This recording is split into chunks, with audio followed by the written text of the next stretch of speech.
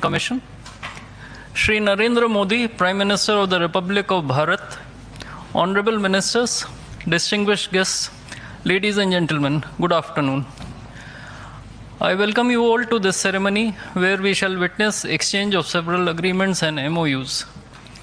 These documents reflect the wide-ranging, multifaceted bilateral cooperation as part of the India-EU strategic to the media. Your Excellencies, President Antonio Costa, our President Ursula von der Leyen, दोनों देशों के delegates, media के साथियों, नमस्कार। अपने दो करीबी मित्रों प्रेसिडेंट कोस्टा और प्रेसिडेंट फॉन डेर लायन का इस अभूतपूर्व भारत यात्रा में स्वागत करते हुए मुझे बहुत खुशी हो रही है।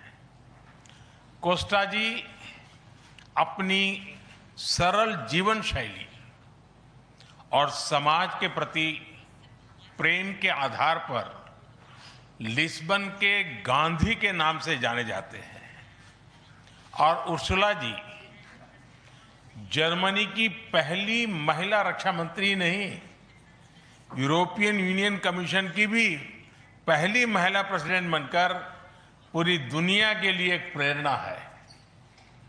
कल एक ऐतिहासिक क्षण था जब पहली बार यूरोपियन यूनियन के लीडर्स भारत के गणतंत्र दिवस समारोह में मुख्य अतिथि के रूप में शामिल हुए।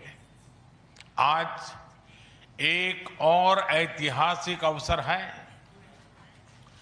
जब विश्व की दो सबसे बड़ी लोकतांत्रिक शक्तियां अपने संबंधों में एक निर्णायक अध्याय जोड़ रही है। फ्रेंड्स, पिछले कुछ वर्षों में भारत और यूरोपियन यूनियन के संबंधों में उल्लेखनीय प्रगति हुई है। साझा लोकतांत्रिक मूल्यों, आर्थिक सिनर्जी और मजबूत पीपल टू पीपल टाइज के आधार पर हमारी साझेदारी नई ऊंचाइयों तक पहुंच रही है। आज हमारे बीच 180 बिलियन यूरो का ट्रेड है। 8 लाख से अधिक भारतीय यूरोपियन यूनियन के देशों में रह रहे हैं और सक्रिय योगदान दे रहे हैं। हमने स्ट्रेटेजिक टेक्नोलॉजी से लेकर क्लीन एनर्जी, डिजिटल गवर्नेंस से लेकर डेवलपमेंट पार्टनरशिप, हर क्षेत्र में सहयोग के नए आयाम स्थापित किए हैं। इन्हीं उपलब्धियों के आधार पर आज की समिट में हमने समाज के सभी वर्गों को लाभ पहुंचाने वाले कई निर्णय लिए हैं। फ्रेंड्स, आज भारत ने अपने इतिहास का अब तक का सबसे बड़ा फ्री ट्रेड एग्रीमेंट संपन्न किया है। आज 27 तारीख है। ये सुखद संयोग है कि आज ही के दिन यूरोपियन यूनियन के 27 देशों के साथ भारत ये एफटीए कर रहा है। यह एक ऐतिहासिक समझौता हमारे किसानों, हमारे छोटे उद्योगों, इसके यूरोपियन मार्केट तक पहुंच आसान बनाएगा, मैन्युफैक्चरिंग में नए अवसर पैदा करेगा और हमारे सर्विसेज सेक्टर के बीच सहयोग को और प्रबल करेगा। इतना ही नहीं, यह एफटीए भारत और यूरोपियन यूनियन के बीच इन्वेस्टमेंट को बूस्ट करेगा, नई इनोवेशन पार्टनरशिप बनाएगा और वैश्विक स्तर पर सप्लाई चेन को मजबूत करेगा। यानी यह सिर्फ ट्रेड एग्रीमेंट नहीं है, यह साझा समृद्धि का नया ब्लूप्रिंट है। फ्रेंड्स, इस महत्वाकांक्षी एफटीए के साथ साथ हम मोबिलिटी के लिए भी एक नया फ्रेमवर्क बना रहे हैं। इससे भारत के स्टूडेंट्स, वर्कर्स और प्रोफेशनल्स के लिए यूरोपियन यूनियन में नए अवसर खुलेंगे। साइंस एंड टेक्नोलॉजी में हमारा लंबे समय से एक व्यापक सहयोग रहा है। आज हमने इन महत्वपूर्ण लिंकेजेस को भी और मजबूत करने का निर्णय लिया है।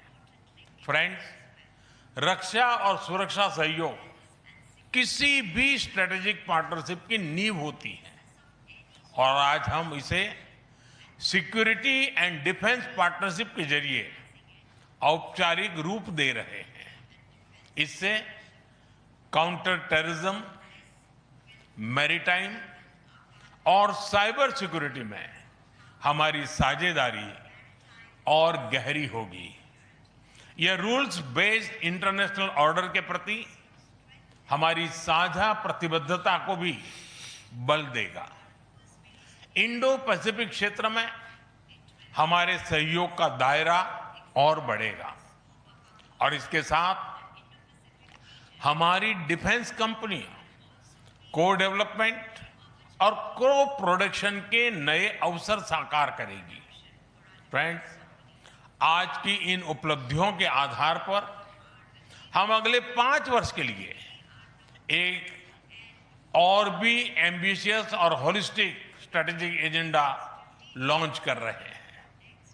एक जटिल वैश्विक वातावरण में ये एजेंडा स्पष्ट दिशा देगा, हमारी साझा समृद्धि को आगे बढ़ाएगा, इनोवेशन को गति देगा, सुरक्षा सहयोग और सुदृढ़ करेगा और पीपल टू पीपल टाइज को और गहरा करेगा। फ्रेंड, भारत और यूरोपियन यूनियन का सहयोग एक पार्टनरशिप फॉर ग्लोबल गुड है। हम इंडो पैसिफिक से लेकर कैरेबियन तक ट्राइलेटरल प्रोजेक्ट को विस्तार देंगे। इससे सस्टेनेबल एग्रीकल्चर, क्लीन एनर्जी और विमेन एम्पावरमेंट को ठोस समर्थन मिलेगा।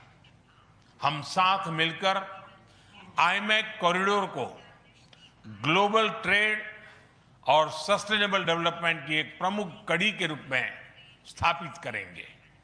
फ्रेंड्स, आज ग्लोबल ऑर्डर में बड़ी उथल-पुथल है। ऐसे में भारत और यूरोपियन यूनियन की साझेदारी अंतर्राष्ट्रीय सिस्टम में स्थिरता को मजबूती देगी। इस संदर्भ में आज हमने यूक्रेन, पश्चिमी एशिया, इंडो पैसिफिक सहित कई वैश्विक मुद्दों पर विस्तार से चर्चा की। मल्टीलेटरलिज्म और इंटरनेशनल नॉर्म्स का सम्मान हमारी साझी प्राथमिकता है। हम एकमत है कि आज के चैलेंजेस का समाधान करने के लिए ग्लोबल इंस्टीट्यूशंस का रिफॉर्म अनिवार्य है। फ्रेंड्स, राष्ट्रों के संबंधों में कभी-कभी ऐसा क्षण आता है जब इतिहास स्वयं कहता है, यहीं से दिशा बदली, यहीं से एक नया युग शुरू हुआ। भारत की और यूरोपियन यूनियन की यह ऐतिहासिक समिट वही क्षण है।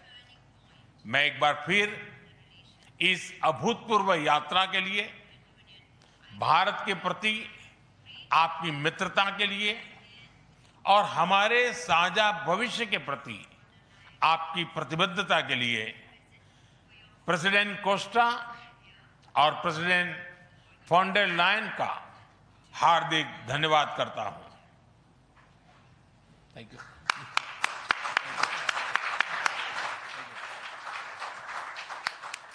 Thank you, sir. Request, His Excellency, Mr. Video को लाइक कीजिए, शेयर कीजिए, सब्सक्राइब कीजिए। धन्यवाद।